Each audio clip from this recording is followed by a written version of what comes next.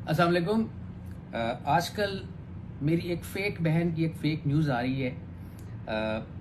कुछ अर्से पहले मेरी एक फ़ेक शादी किसी ने करवा दी थी। उस शादी की वजह से मेरी बीवी बच्चे मुझसे नाराज़ हो गए कि मैंने उन्हें शादी में क्यों नहीं बुलाया। अच्छा, उसके बाद एक साहब हैं, उन्होंने लाहौर अंदरून शहर में मेरा कोई घर बना दिया और कहा कि अब वो डिफेंस शिफ्ट हो गए हैं। वाह! क्या बात है। और अब एक फ़ेक बहन, एक झूठी कहानी और उसकी एक न्यूज़ बड़ी मज़ेदार बनाई है। बहुत अच्छा उसका कैप्शन लिखा है कि अरबपति गुलूकार अरबपति गुलूकार सज्जाद अली की बहन जो है वो भीख मांगने पर मजबूर हैं।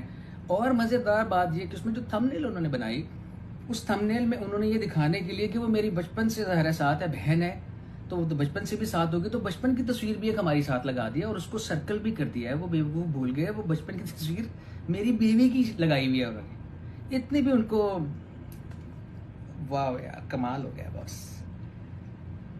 ये इस तरह के वीडियोस क्यों बनाए जाते हैं?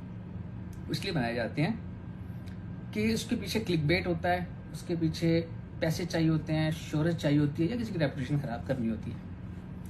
भाई, ना तो वो मेरी बहन है, ना मेरी कज़न है, ना मेरी दूर की कज़न है, ना किसी भी किस्म के कोई नूरी साल तक मेरा उसका कोई ताल्लुक नहीं है। तो अब मैं उसके इन लोगों के खिलाफ कोई कानूनी कार्रवाई कर सकता हूँ, लेकिन उस बेचारी औरत, गरीब औरत को लोग जो कह रहे हैं वो बेचारी की जा रही है। उसको कोई कह देता है अब आप ऐसे कह दें, तो वो बोल देती है। कोई दूसरा वीडियो बना रहा है, वो उसको कुछ कह देता है, वो शुरू कर देती है। यार, अगर कुछ हेल्प चाहिए थी, कुछ मांगने था, तो उसका डायरेक्ट ही कर देते, कह देते, तो कोई ना कोई हेल्प कर ही देता है। इसके लिए इतना लंबा ड्रामा करने की कोई ज़रूरत नहीं होती। लेकिन मुझे लगता है कि इसके पीछे कोई लोग हैं जो उसको उकसा रहे हैं बेचारी को, और वो सब कर रहे हैं।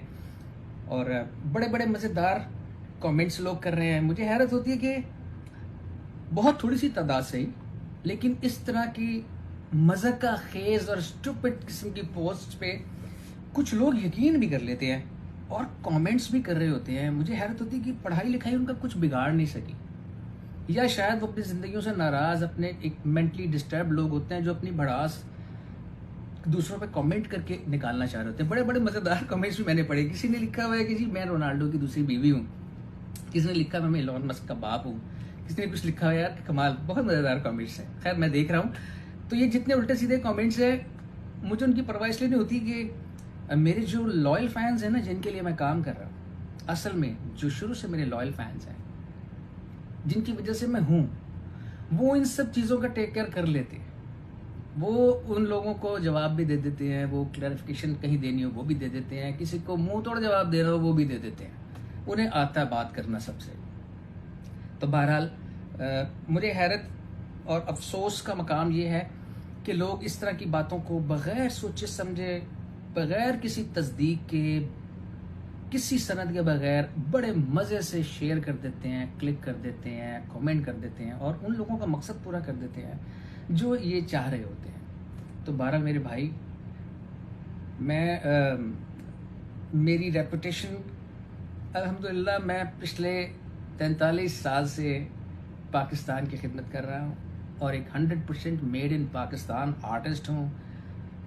मेरी रेपुटेशन इस तरह की झूठी और फजूल बातों से बिल्कुल नहीं हर्ट होती, ना मेरा इन चीज़ों से कुछ नहीं बिगड़ता। अल्हम्दुलिल्लाह मैं काम कर रहा हूँ मेरे लॉयल फैंस के लिए, जो मेरे लॉयल फैंस हैं, और उन्हीं के लिए मैं काम कर रहा हूँ, उन्हीं के लिए काम करता रहूँगा।